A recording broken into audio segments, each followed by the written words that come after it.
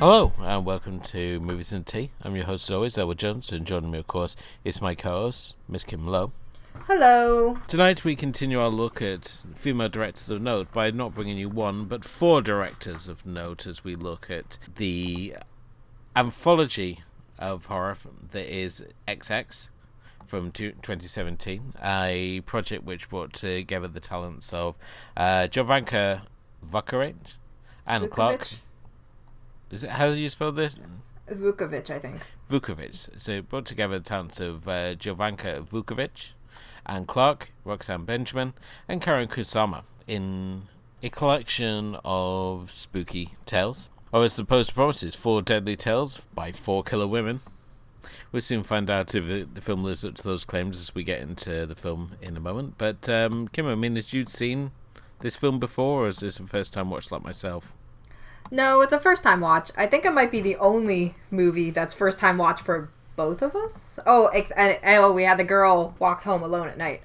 Yes, we did. Yeah, which surprisingly, as a side note, and we're probably gonna get to that later, has the girl in a girl walks home alone in this movie. So yeah, well, as I said, here we have a project that brings together officially 4 talented women to direct it, but we also have a framing stop motion segments directed by Sofìa Carrillo, which sort of serves as a filler between the short films, and each of the films will run for 20 minutes. The directors involved were basically given free rein to create a short film.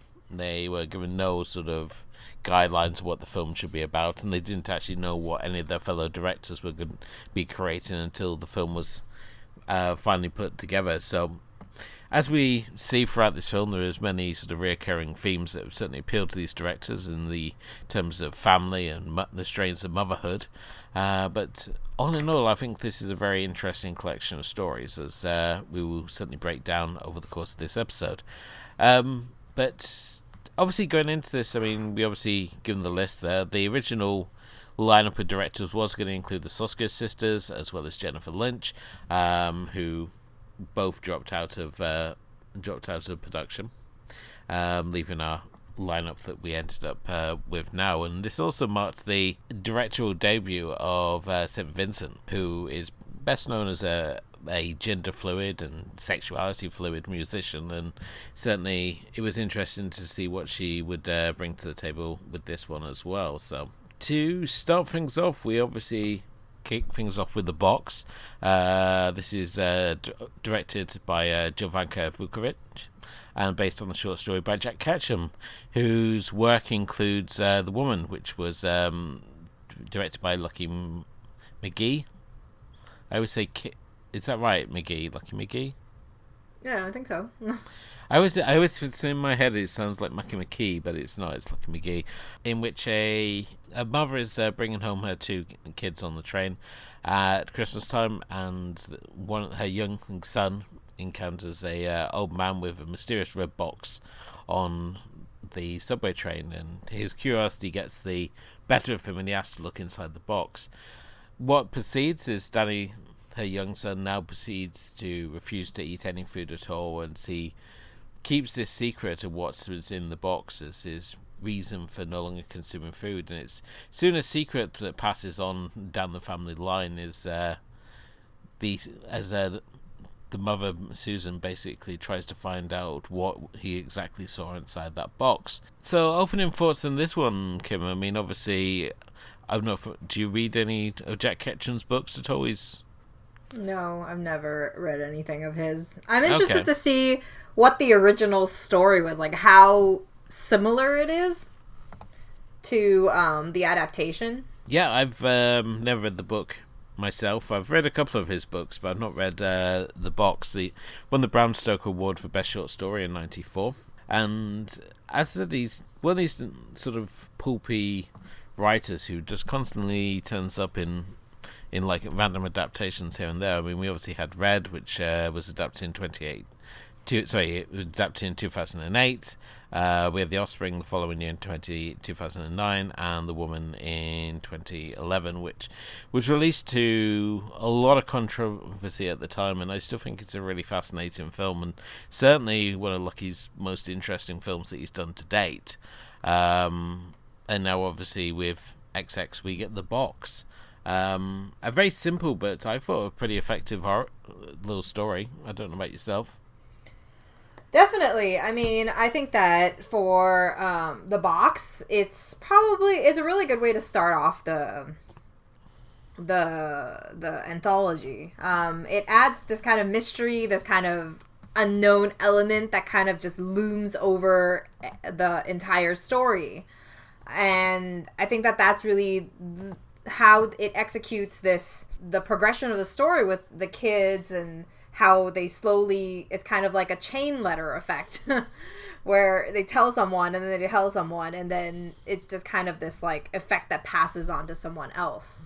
And yet the mom, who seems to be really, I guess, very carefree about this thing in the beginning, where she's just kind of waving it off as some kind of, I don't know, child rebellious attitude or some kind of phase that he's going through or whatever, turns into being this thing that, you know, because I don't know if it has something to play into it at the end, but I mean, it's interesting because the story ends and you don't really know what is in the box, and I think that stories like that always kind of carry this lingering effect. Yeah, I mean, certainly it's one of those MacGuffins of like what's in the box, and we never actually find out what's in the box, which is a real sort of kicker here. And I think it's it's up there with like Pulp Fiction and Kiss Me Deadly, and Ronin. It's this idea of this object of a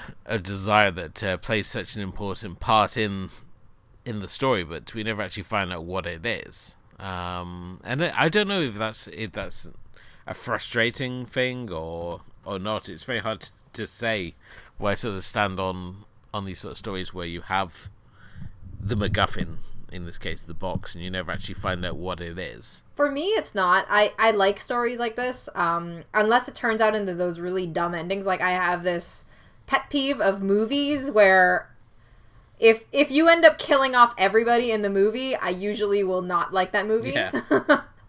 Like, it's like you watched a movie for nothing. And for me, that's one of those things that bother me. But when you think about something like this, I like things that are kept in the dark, because the mystery and the effect of it, I think a lot of short films use this tactic a lot. And it's something that really works, especially with horror shorts. At least, I mean, the last 2 years, I've seen a lot of horror shorts. And when they use this sort of plan, it's usually executed well enough that it's this additional element that adds to it, for me at least. I know like my husband had little issues with it because he was just, the ambiguity sometimes might kind of turn people off, because some people do like their movies to be wrapped up a little bit better. It doesn't help that, I'm currently covering a festival where like 70% of the movies are ambiguous and abstract. So yeah, it's I'd say it can be a little frustrating when you're sort of teasing the audience with something and not giving them any answers. But I never really felt that with The Box. I thought that it had this intriguing story. It kind of reminds me of the Radiohead video for Creep, where the guy's like just like lies. He walks on and he like lies on the floor, and people are like, why won't you get up? And he's like, oh, I've seen the truth, but it's too terrible to say. And the whole way through the video, he's sort of like refusing to tell them. And then at the end, it sort of fades to black as he tells somebody, and then we come back up, and then suddenly like everybody's lying on the ground. So it reminded me of that. It's sort of like this truth that's just too terrible to tell. And I think it's really you got to be really sort of clever with how you play things, because if you push it too far, then your audience is just gonna get annoyed at you. But I think this film plays it really kind of smart, and it also, in how it chooses its visuals, I think is really important as well to the story. As I think this is probably the first film since Marie Antoinette where we've seen such serious food porn on offer. And I think this was like such an important element to myself in the fact that you gotta show that this child has been offered like these most incredible foods, and he's still refusing to eat anything. He just sits there and scrapes his cutlery around his plate, which I'm sure is real thrilling for the rest of his family. But yeah, he has like this awesome looking pizza and like ribs and stuff, and it's like, no, I'm not hungry. He just wanders off. So I don't know what I was expecting. I think perhaps the final sort of end game for this was a tad disappointing, if only slightly. I think I thought we were building up to something, but we kind of aren't. No, I don't know. I think in some ways it's subtle enough for it to be good. And that's one of the things, is that I wonder whether the story expands on it a little bit more, because when you're working with a short film, I do think this is the better way to execute it, because it's quick and it needs to be something that's kind of wrapped up easily. And I think with what they had, it was done well enough. But obviously, as like you said, there's a lot of just how it's filmed in general that really adds so much to the feeling you get from watching this kind of unsettling, unknown intrigue, all those little moments. Sure, I mean, the ending, it's a little, on the edge, but at the same time, I think, it was expected with whatever they were trying to do. I mean, there wasn't, if you stop eating at a certain point, there's really no other ending that could happen for these people. I suppose so. I think it's maybe just like, because we have this sort of dream sequence here where she imagines herself being consumed by a husband and her children in this sort of dinner party sort of sequence where she's the main course. And I was like, oh, that's what we're building up to. It's like, they've developed a taste for something else, and we're gonna find that he's been like eating like the local cats or whatever, and he's found some other form of sustenance. But it's like, no. Once we get into like the Christmas sequence and we see like the effect on these people put on themselves, it's all like, no, we're not going that way, are we? Yeah, well, I mean, it really is, the point is that, that scene was pretty powerful, because in the end, it was really, you had this feeling that she didn't really care. But then in the end, she, when they were kind of eating her, it was, she had this smile on her face, like she was really happy that they were eating. And yeah, so it was a very contradicting scene, I guess. But at the same time, I think that it works. I mean, when we get to the Christmas scene, it's obvious that this isn't the whole deal. And while I think that, the movie might have been really powerful if it just ended on that dream sequence scene like it was reality, that would have been a cool way to end it also. But in the end, I think, obviously they're trying to keep the mystery of what's in the box, and I think it's nice. It's a clever way to do it. I mean, obviously, just looking at Vuckovic as a director, I mean, she originally started off as a visual effects artist and went on to become the editor of Rue Morgue magazine for 6.5 years, and is wildly credited as opening the doors to a lot more women to become involved in the horror genre, twice being named one of the most influential women in horror alongside the likes of Catherine Bigelow, who obviously gave us the likes of The Hurt Locker and Blue Steel, Deborah Hill, obviously producing partner of John Carpenter, and Mary Shelley, the author of Frankenstein. So certainly a high class of like influential women that she's been sort of ranked alongside the likes of. Her initial short, The Captured Bird, was executive produced by Guillermo del Toro, and she's recently gone on to direct the full-length feature Riot Girls, which almost made our shortlist for this season, but I think we traded out for the option of covering this film instead, and sort of maximising the amount of female directors of note that we could sort of work into this season. So, but well, it was more like Riot Girls was impossible. That might have also helped it. So, at least for me. everywhere it's not available to watch, so I just don't know how to find it. That's all. But I mean, if it ever pops up, I'm definitely gonna consider putting this into some kind of, after hours or something. But as a fun piece of trivia, she's turned up as a zombie twice. First in Zack Snyder's remake of Dawn of the Dead, as well as in Romero's Land of the Dead as well. Oh, really? If you're going to be a zombie anywhere, I would say those are the places to be at. And she's also from your neck of the woods, Kim. I know. Next up, we've got The Birthday Party. She is directed by Anne Clark. It's directed by Annie Clark, should I say. Never mind, just shortening people's names there. What do I think I'm doing? Also better known as St. Vincent here, marking her directorial debut. Obviously, being better known for her music, this is her first sort of jaunt into filmmaking, and I have to say that I really, really enjoyed The Birthday Party. I think there's a part of it that really appeals to my warped sense of humor, as here we have this housewife called Mary, who's attempting to hold a birthday party for her daughter Lucy. Unfortunately, her husband David has turned up dead in his home office, and she decides that, rather than calling 911 and potentially ruining her daughter's birthday, she's going to basically try and hide her husband's body and deal with him later. At the same time, she has to deal with a fussy neighbor, an intervening nanny, as well as a really random arrival of a pandagram. So this is a very, I would say that of all the stories, this one's the most light-hearted in a very sort of black comedy kind of way. And this, I think out of the four, this was my favorite. But what about yourself, Kim? The Birthday Party, I liked. It was a bit confusing because I didn't really understand why she didn't call 911, but at the same time, you make a really good point, is that I did think about the fact that maybe she didn't want to ruin the birthday party, but at the same time, she's kind of contaminating the evidence, so it would make it look very suspicious whether she's the one who poisoned her husband at this point.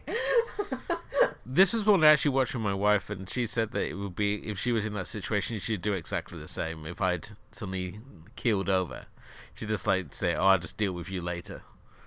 just like, thanks for that. Yeah, no, I mean, The Birthday Party is fun. I mean, it's definitely the element of dark comedy here is really good. The writing is really good, and I mean, I really do like Melanie Lynskey. I can never remember what I've seen her in, but I know that I like her as an actress, so it's a very conflicting life I'm having right now. So, I mean, it's fun, but at the same time, I mean, Birthday Party is kind of weird also. It's the one where we have Sheila Vand as the, I don't know, assistant or nanny or something. Yeah.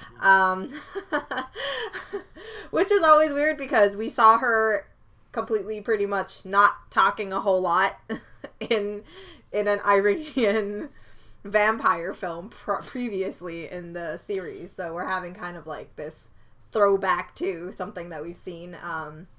And she's, and she's apparently an American actress that I didn't know about. So,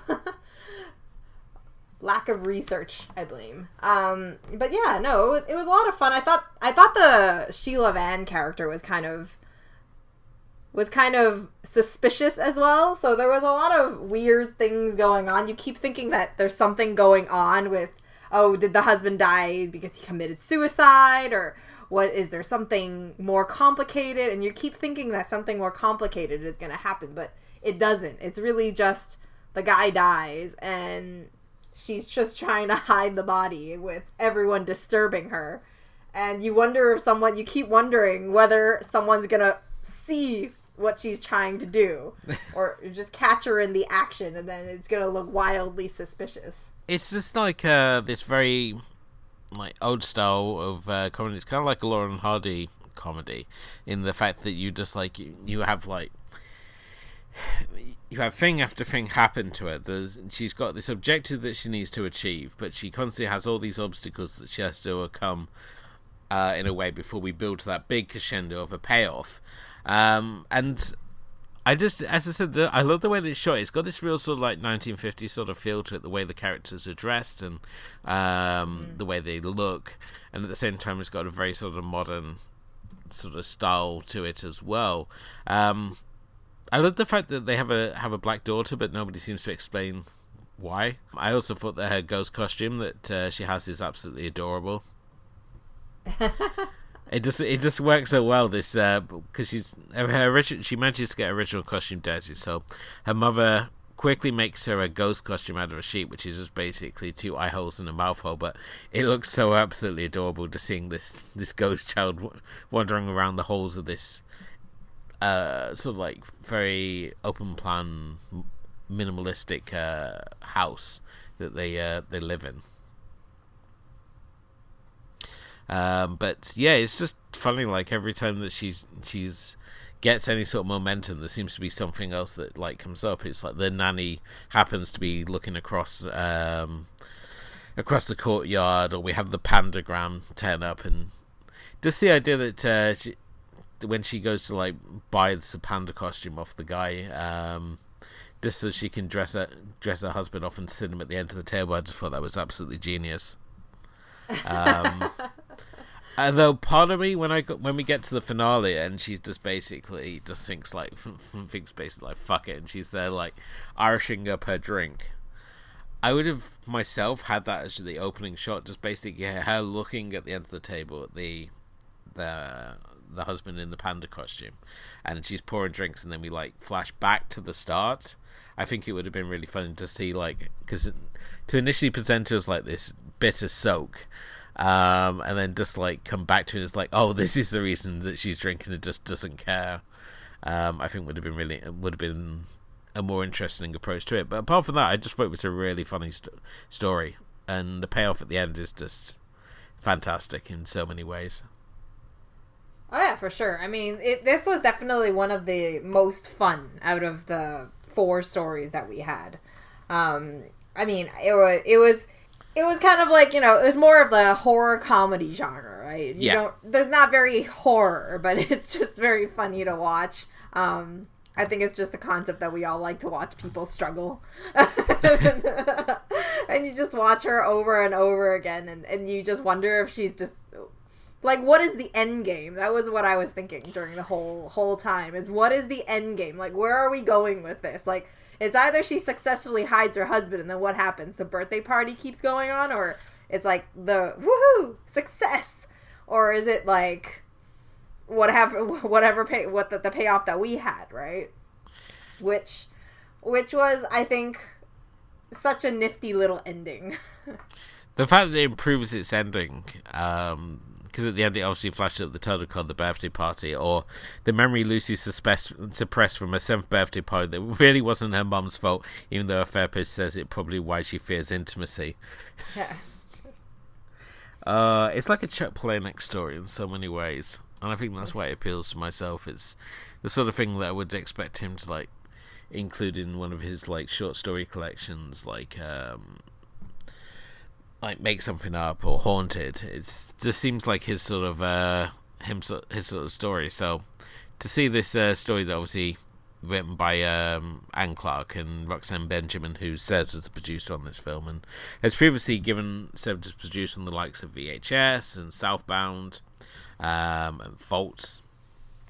It's really sort of interesting. It's just a really interesting story, and I think the fact that the directors were all just given such free rein to basically make what they want, I think means that we get this random little story in the midst of these 3 other very different stories. So I think rather than just giving them a theme that they had to stick to, I think it sort of really plays to the film's advantage, especially when we have a short story like this.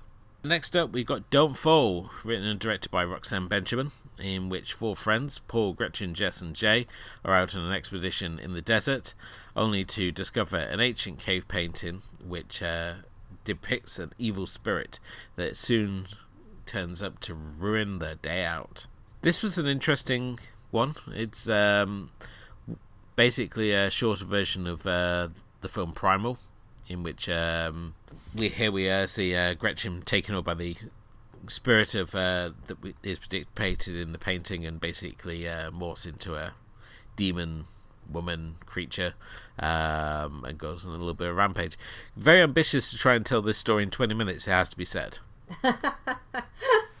Well, I don't know. I mean, would you have watched a full movie of this? If this was a full-length movie, yeah, it would have been those...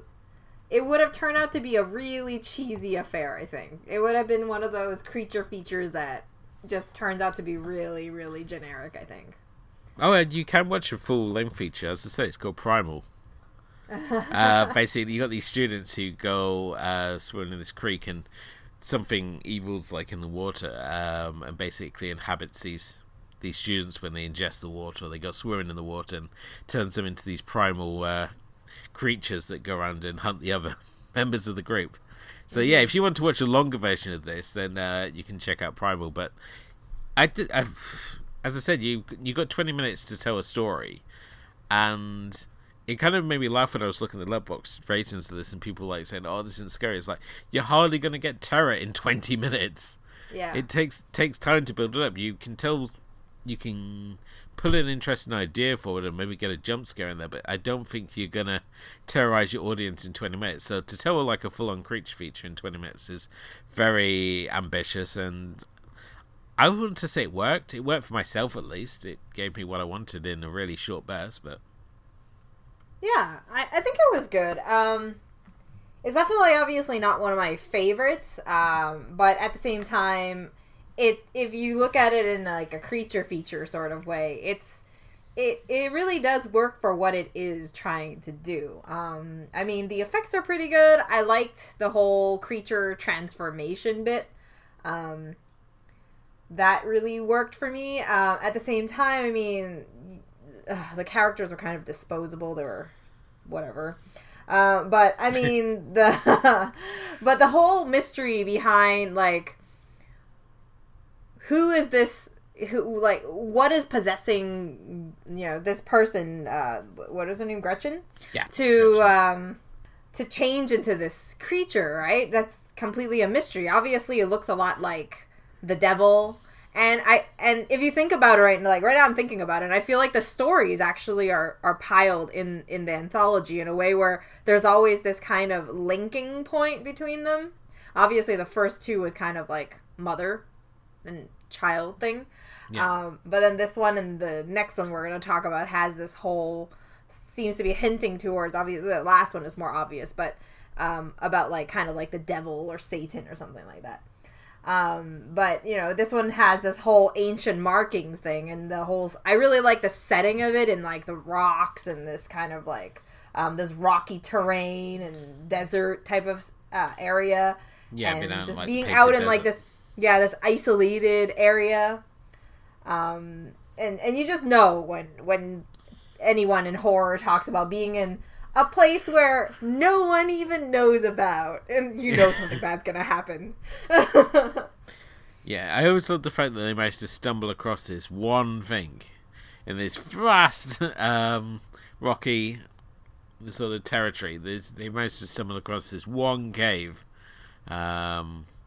But no, some very stunning scenery to see here, and we don't really get a lot out in the Painted Desert, it has to be said. So to see something out in the rocky sort of wilderness was kind of nice to see, and the actual creature design is also pretty fun as well. It when we get to see it, even though it's a lot of the time it's sort of shrouded in the darkness, which is a little too thick in places to really appreciate the design work that's gone into this Gretchen creature. The actual moments when it's doing its thing are really quite fulfilling. So, well, I mean, if you want to watch something set in like desert or something, Wolf Creek Season 2 is not the movie, the TV series is all in the desert. So that's that one I just saw. So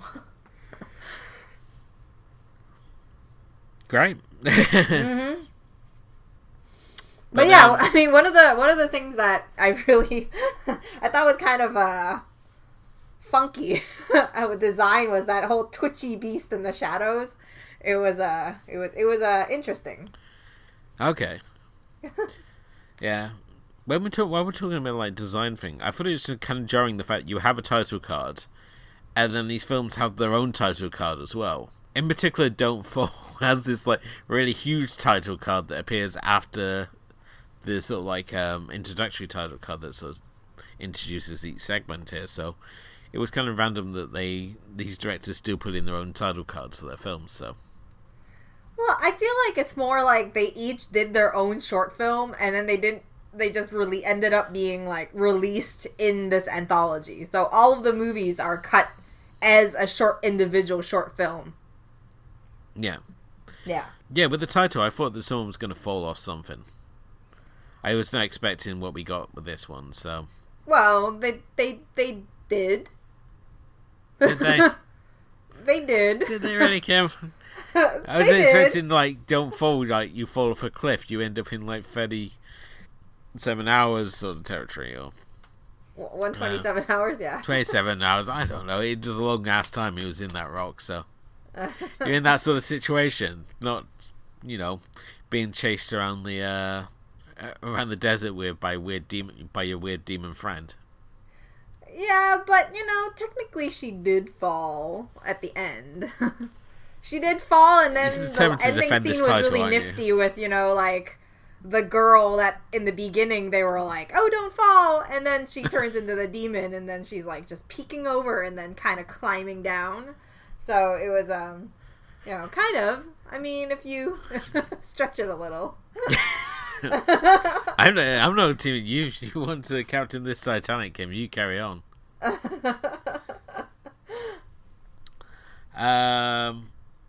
But yeah, I think of all of them, I think Don't Fall's the most straightforward. It just knows what it is. It's a creature feature, and it does it well. Mm-hmm. On to the final segment, Her Only Living Son, written and directed by Karyn Kusama, a director very much of note. She certainly has her fans both on this show and out there in the podcast verse, and other ladies of the Feminine Critique, Emily and Christine, are huge fans of her work, and certainly cited Jennifer's Body as one of their favourites, and we certainly enjoyed looking at Girl Fight here on the show. And as a director, I mean, she's certainly had an interesting career. I mean, she's had very few sort of slip-ups on her sort of path, really. I mean, when we look at her filmography, I mean, only sort of Aeon Flux is the only really sort of stumble that she had, which was her first big budget film after her 2000 debut, Girl Fight. From there, it's obviously Jennifer's Body, The Invitation, and Destroyer, and all of them have seen her trying different genres and working with familiar actors, but also putting them in interesting roles, such as, what happens if we make Megan Fox and turn her into a succubus, or what happens if we ugly up Nicole Kidman. So I really appreciate what she is doing out there with her when it comes to her approach to filmmaking. However, when it came to this film, I did think it was one of the weaker sort of segments, and I felt that it sort of borrowed a little too much from Rosemary's Baby to really sort of stand on its own merit, in much the way that Midsommar would have played a lot stronger had I not seen The Wicker Man.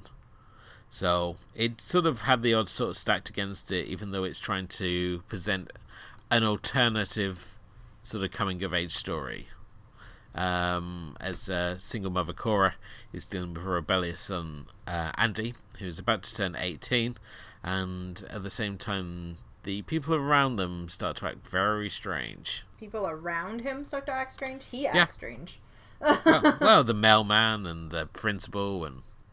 Yeah. They're all, they seem to all think he has a gift of some sort.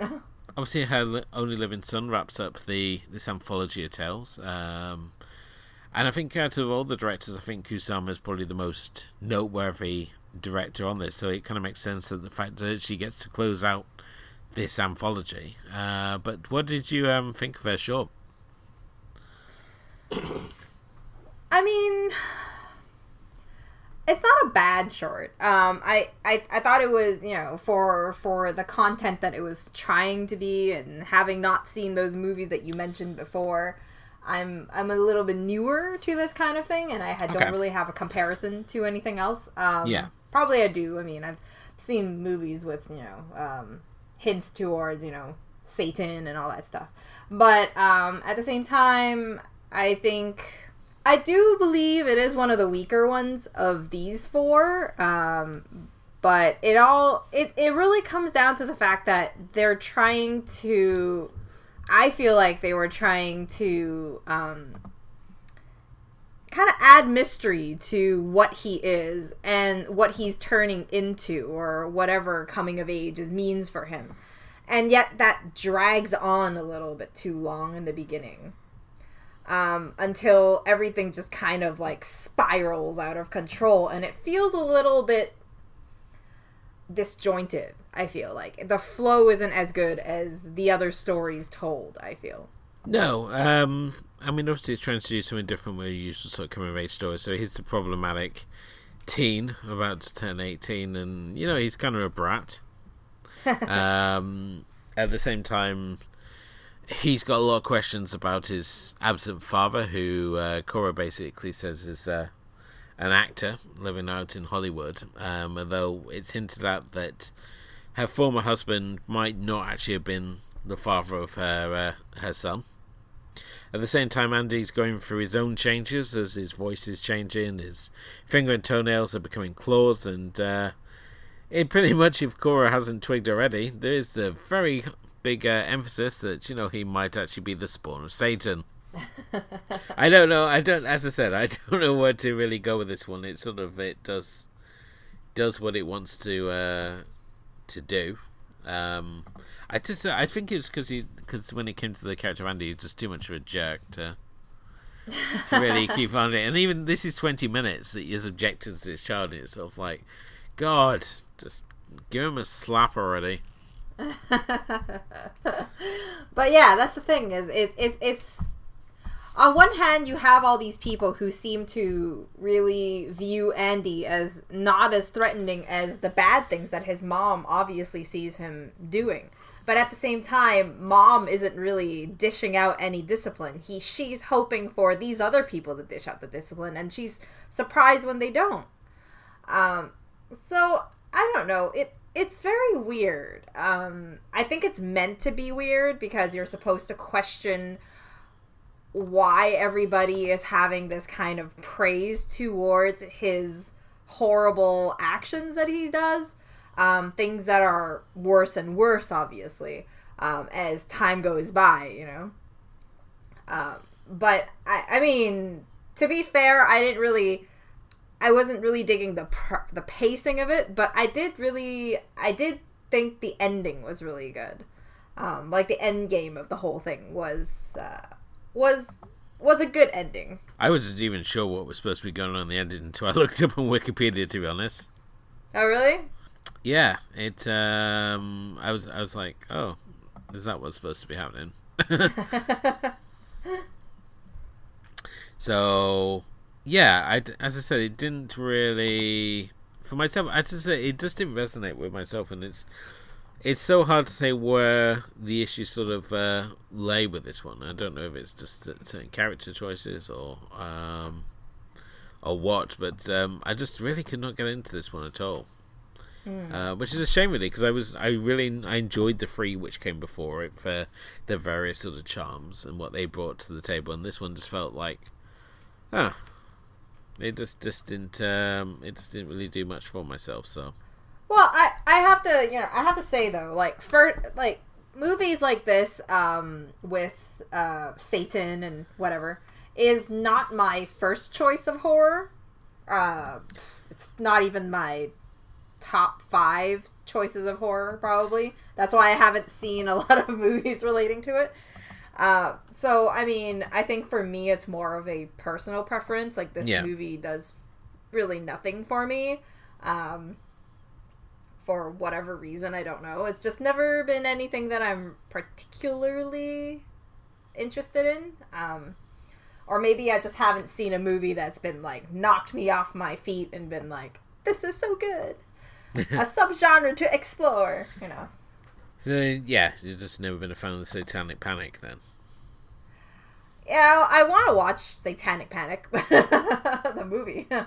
But, yeah. I think maybe we need to show you, like, Polanski's Rosemary's Baby and see if it has more of a... See where you go from there. Because when I think, obviously, like, the Satan movies, it's sort of like... I remember all the bad ones, like Devil's Reign. I don't really remember the good ones, which I think, obviously, Rosemary's Baby is sort of like the rare sort of standout. But I think, you know, film historians and horror junkies like will tell you that pretty regularly. So to try and find something that's Satan related that to recommend you, that's something that we'll throw out on the social media and see if somebody can recommend us something. You know, I think that one of the main things is Kusama's a director, which I feel is at least from the two movies that I've seen of her, Girl Fight and the Invitation. It's really, she's a director that needs time. Like, her movies progress in a way that it needs time to build and to give this foundation. And what Her Only Living Son didn't have was that kind of progress. We just kind of jumped in. This kid is a major brat. He's doing really crappy things. And then the school, and then you have all these crazy, creepy people who are super mysterious and they're giving you zero answers. Mom's not really doing anything. She's just kind of panicking over his behavior.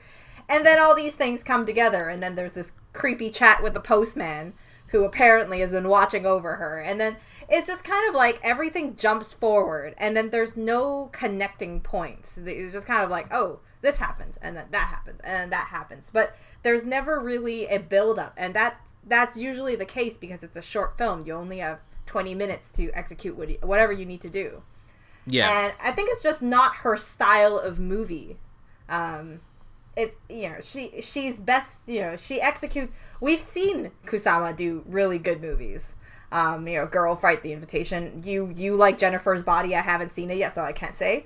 But, you know, all of these movies, you know, when you're full length, you have this time to build. And I think that's the only issue, is that the movie could have been good. I really, for me, it was just like a flow problem. I didn't have time for the story to kind of sit. And it felt like the story had a lot more to it to build than just jumping from point A to point B in 20 minutes. Yeah, it's again, I think this is the problem, like, with Don't Fall. It's sort of like you've got 20 minutes to tell this story, but at the same time you've got a couple of stories here which are perhaps a little too ambitious for the time frame. And it's like, yes, they work within the time frame, but you can't help but wonder, sort of like, if we had the time to expand this out, what would it have been? I agree, but at the same time, like, I didn't have as much of a problem with Don't Fall, mostly because I think creature features are changing my words around. Creature features are really a very straightforward concept. It's something that we're really familiar with already. Sure, there's people who, you know, add twists and little things to it, but obviously for a creature feature, you have already those little simple, straightforward elements that needs to be done, and they're done efficiently. So you don't really need to digest too much out of it. There are little, you know, questions, obviously, because it's a short film. They can't answer all your questions, but I think it works better because of just the genre that it tackles. Whereas, you know, this one seems like it needs a little bit more backstory. Yeah, I mean, there's a concept. XX, I think, was a very interesting one. And it's one that I would love to see expanded. I would love to see another volume of this. You know, maybe keep saying directors, bring in new directors. I'm not sure where you want to sort of go with it, but I would say it's certainly interesting. It's really interesting as well when you have, like, female voices in horror, be it through, like, you know, writing or in the creative fields. It sort of adds this new perspective that we don't often see, obviously, especially with horror being the notorious boys club that it is. I mean, when you even look at, like, the ABCs of Death, and when you've got, like, 2.5 letters out of the 26 and being represented by women, it's really sort of argues the case for like, well, what happens if we give a complete film to these four women and just let them make their own film? And it, as I said, it's, we look at the other sort of anthologies out there, and there's just so many that are just all male, like,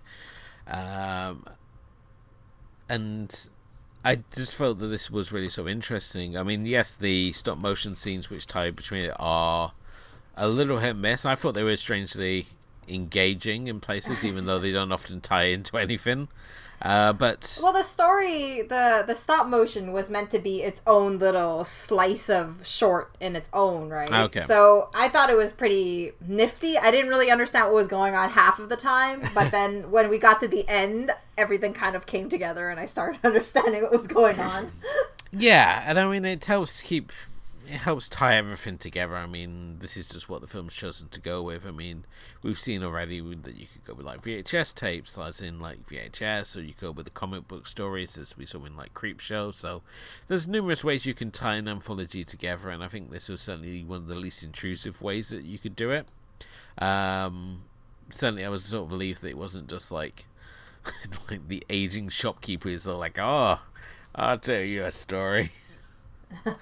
Just like these four random stories being told by this one person or something. So I kind of like the fact that the in-between sequences are so detached from it. It's not trying to tie everything together that we see in like other anthologies where it's sort of like, oh, we're going to have this outline story so that we can't so all these stories are tied together in some way. And it's very hard to do that. I mean, we've seen it done well in films such as like Trick or Treat, where you've got like the little Trick or Treat kid Sam, who ties all the stories together, and the fact that characters appear in like do little cameos in each other's stories there. So well, it helps. Trick or Treat has the advantage of being in just one setting, right? It's all set in a little neighborhood. Yeah, but at the same time, it's also quite an expansive canvas that they got to paint with, because it's sort of like you're out in the woods, or you're in the quarry, or we're going to sort of hang out in the neighborhood. There's a lot going on in the town, which I think gave it such a broad canvas to sort of tell its story on. And I think that's also important if you're doing anthology stories. Try and give us some variety, which I think this film certainly does. Yeah. Which makes me question like why people don't seem to like it as much as I enjoyed it, because I really enjoyed this one. So I can get where people are, because I didn't really rate this one really high.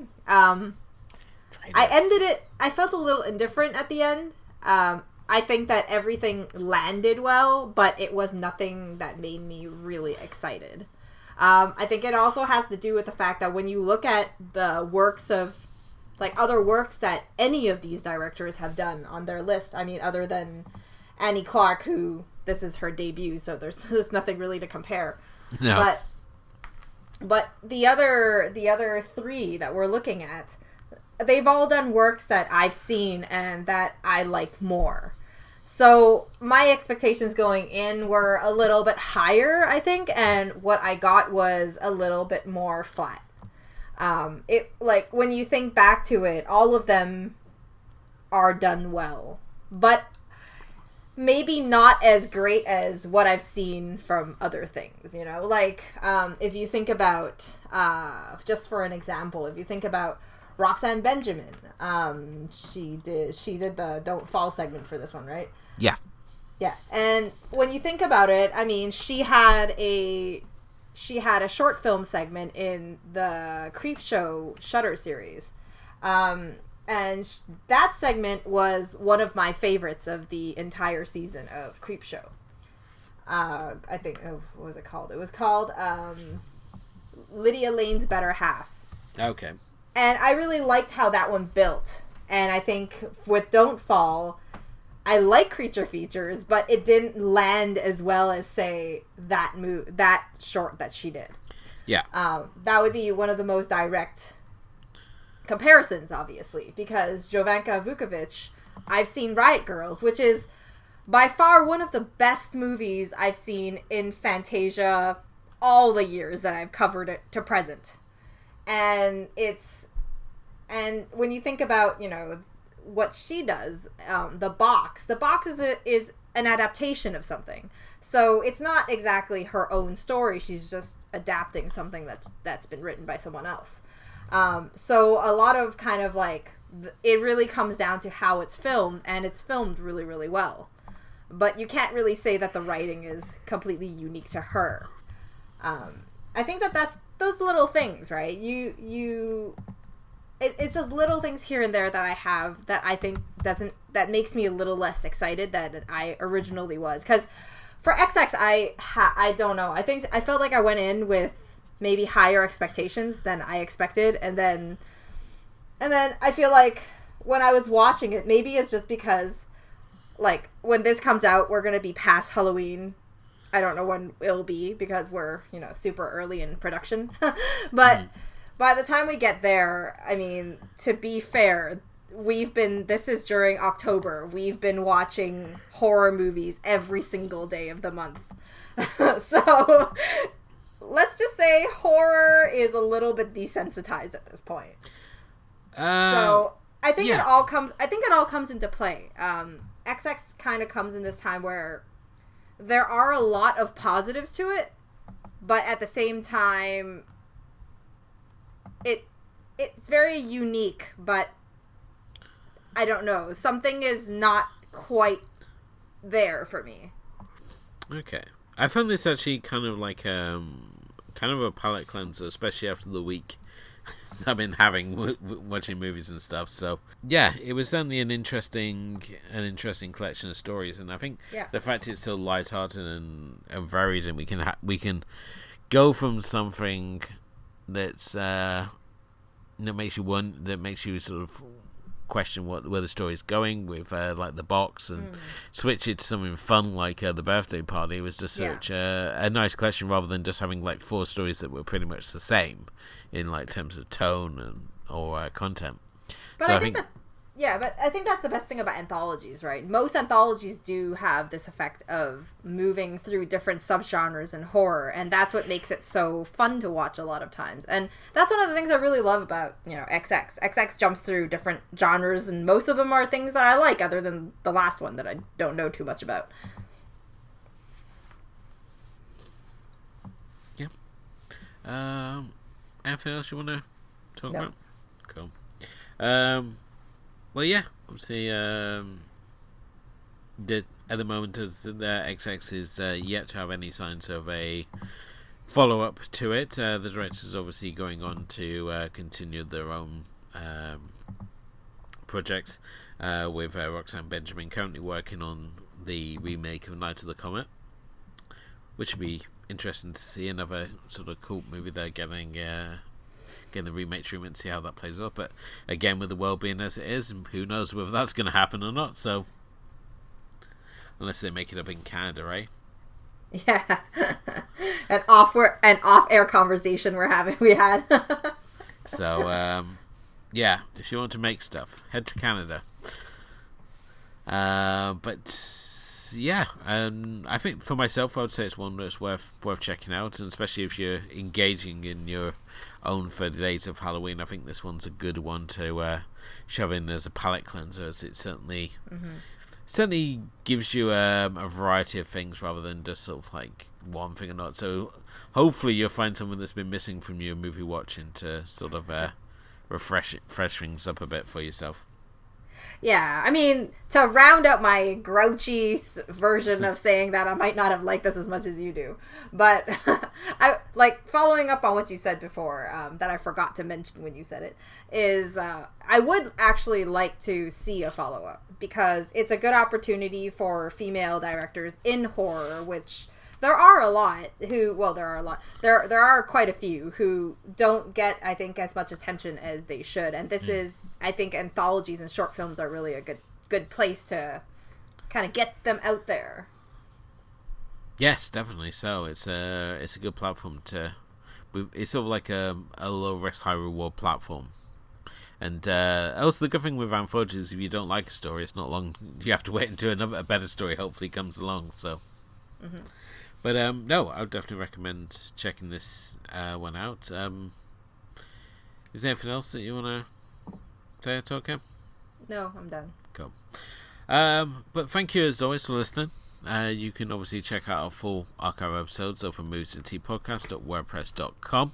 You can follow us on Facebook and Instagram, and let us know what you think of the show. Leave us a rating and hit those like and subscribe buttons, as it really helps raise the profile of the show. But this brings us into tonight's episode. Kim, where are we going to next? We're going to the last movie of our season. Wasn't that fast? We're going to 2019's The Farewell, which, is probably one of the most well-known recent movies on our list. Directed by Lulu Wang, and has a really interesting story. I think it's gonna be a fun one. I really like this one, so I'm looking forward to talking about it. Join us next time as we bid farewell to season 6 by looking at The Farewell. But until then, good night.